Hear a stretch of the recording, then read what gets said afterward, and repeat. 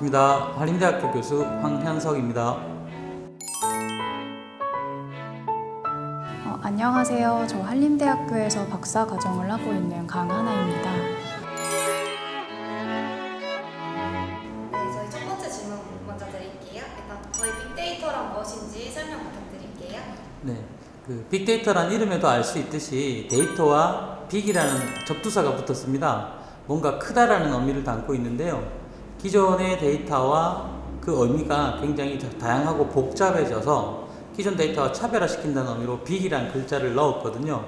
거기는 수많은 최신의 기술들이 들어가고 그 기술들을 활용해서 기업에서 경쟁력을 확보하기 위한 여러 가지 아이디어들이 들어가는 새로운 트렌드라고 할 수 있고요. 요즘 흔히 많이 논의되는 4차 산업혁명의 한 분야로서 최근에 가장 굉장히 각광받고 있는 핫한 이슈라고 할 수 있습니다. 네. 그러면 이런 빅데이터는 어떻게 작동이 되어 있나요? 네, 빅데이터는 아무래도 그 데이터라는 부분에서 뭔가 좀 더 강화되고 보강되고 뭔가 새로운 기술들이 들어가야 되는데 일단 원천인 데이터를 확보하는 노력이 필요합니다. 주변에 산재해 있는 수많은 데이터를 차곡차곡 쌓아두는 그 기술들이 필요하고요. 그 기술들을 모은 거를 어떻게 저장할 거냐는 것도 과거와 다른 새로운 기술들이 들어갑니다. 예전에는 흔히 엑셀 같은 표 형태로 저장하는 데이터가 데이터의 표준이었다면 빅데이터에서 사용하는 것들은 물론 표 형태로 되어 있는 데이터도 사용하지만 정형화되지 않은, 즉 우리가 SNS 같은 데서 사람들이 쓴 글자, 그림, 영상 이런 여러 가지 형태를 띠는 데이터들을 다 저장할 수 있는 기술들이 사용이 됩니다. 그래서 수집하고 저장하는 기술이 이루어지고 그 다음은 적당하게 필요한 데이터만 불러오는 기술들이 다시 사용이 되고요. 그리고 불러와서는 요즘 유행하는 AI, 머신러닝, 인공지능과 같은 기술들을 사용해서 어떻게 활용할 수 있는지에 대한 분석을 하게 됩니다. 분석되고 나면 그걸 실무에 적용해서 과거하고 다른 새로운 가치를 창출하는 노력까지가 전체적으로 하나의 사이클처럼 움직이게 됩니다. 네, 이러한 데이터는 그러면 왜 요즘 세상에 더 각광을 받고 있는지. 네. 과거에도 데이터는 참 중요했습니다. 아주 예전에 흔히 병법이라고 불리는 책들이 있었거든요. 우리가 흔히 아는 36개 이런 것도 병법 중에 중요한 전략 중에 하나였는데 이런 병법에 나오는 전략은 과거부터 전쟁을 많이 수행한 경험에서 만들어진 책인데 과거부터 데이터는 계속 있어 왔고 중요해 왔지만 최근 들어서는 엄청나게 많은 데이터를 저장할 수 있는 기술들, 수집할 수 있는 기술들 그리고 이걸 처리할 수 있는 기술들이 많이 만들어졌습니다. 그래서 과거부터 중요해왔던 데이터가 최근에 활용할 수 있는 환경들이 다 갖추어지게 되었습니다. 비로소. 그래서 이전까지 중요성을 인식하고도 실행하지 못했던 분석을 이제 와서는 환경이 다 갖춰지고 나서 비로소 사용하게 되었고 우리 시대에 우리 주변에서 널리 볼 수 있는 형태로 전달되게 되는 것입니다. 이런 빅데이터 환경에서 개인정보에 대한 문제가 많다고 들었는데요. 이런 관련 문제가 있다면 혹시 어떤 게 있을까요?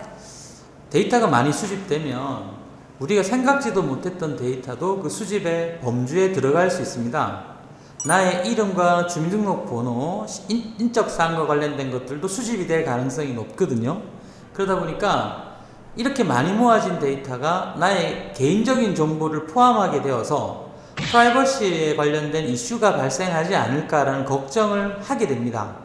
그래서 많은 빅데이터를 연구하는 분들 뿐만 아니라 이 데이터에 대한 고민을 하는 분들이 프라이버시에 대한 이슈와 개인정보를 어떻게 보호할 거냐에 대한 이슈를 걱정을 많이 하고 계십니다. 그 이유 중에 대표적으로는 내가 수집되는 정보가 어디에 어떻게 사용되어지는지 잘 모른다. 그리고 어떤 형태로 활용되어서 나에게 해를 끼칠지 이익이 될지 잘 모르기 때문에 일단은 막연하게 저 정보를 보호하자, 주지 말자, 공유하지 말자라는 생각을 자꾸 가지게 됩니다.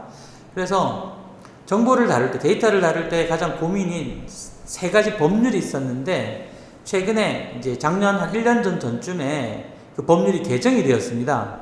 그전에는 웬만하면 개인정보는 사용하지 마라가 원칙이었습니다. 그것도 세 가지 법에서 중첩해서 제한을 가했습니다. 그러다 보니까 여러 가지 빅데이터를 이용해서 기업에서 활용을 하고 가치를 창출하려고 했으나 개인정보 법률에 막혀서 활용을 못하는 경우가 너무나 많았는데, 이 새로운 산업을 활성화시키고 세계적으로 경쟁력을 갖고자 하는 목적으로 국회의원분들께서 발의를 해서 작년 8월에 3법이 개정이 됐습니다.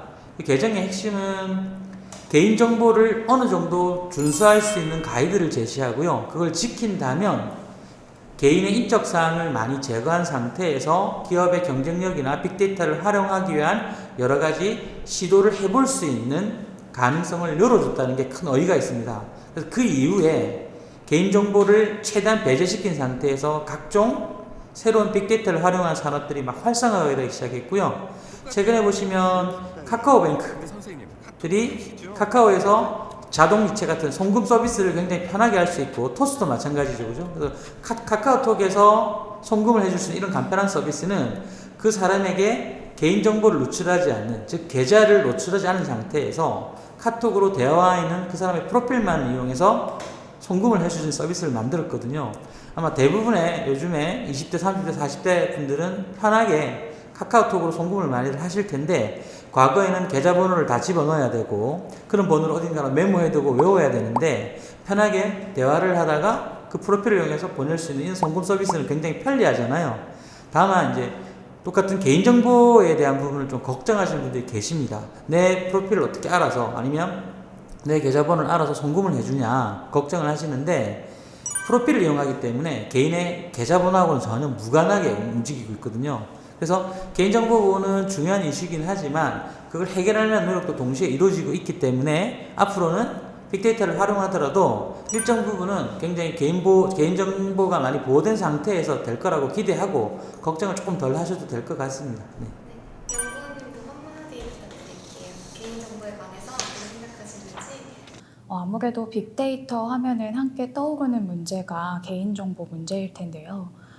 그 개인정보 유출이나 침해, 또 개인 프라이버시를 보장하는 범위에 대한 논의는 앞으로도 꾸준히 지속될 것으로 보입니다. 이러한 상황에서는 개인정보를 보호하면서 또 빅데이터를 산업 발전에 유익하게 활용하는 방안을 찾는 것이 매우 중요할 텐데요. 이를 위해서는 사회 전반적인 노력이 필요할 것으로 보입니다. 개인적 측면에서는 일단 개인정보의 중요성과 또 개인정보 침해의 위험성을 인지하고 개인정보 활용 약관을 꼼꼼히 살펴보거나, 아니면 나의 정보가 어디에서 활용이 되는지를 파악하는 등의 개인적인 관리 노력이 필요합니다. 이러한 정보 주체의 자발적인 대처나 노력을 통해서 그 개인정보에 대한 성숙한 사회 문화를 형성하는 것이 매우 중요하겠습니다. 그리고 기업과 같은 정보를 활용하는 주체들은 비식별 정보 등과 같은 개인 정보이긴 하지만 다른 정보와 결합하지 않고서는 특정 개인임을 파악할 수 없는 형태로 전환해서 정보를 활용해야 합니다. 또한 체계적인 정보 보안 정책을 필수적으로 수립해야 하고, 또 정보 보안 기술의 발전을 위해서 꾸준한 노력이 필요하겠습니다. 그리고 마지막으로 제도적인 측면에서는 물론 모든 법이 모든 상황에서 완벽한 대처를 할 수 있게 하지는 않겠지만, 변화하는 사회와 또 빅데이터 상황을 고려해서 개인정보보호법제를 꾸준히 개선해 나갈 필요가 있겠습니다.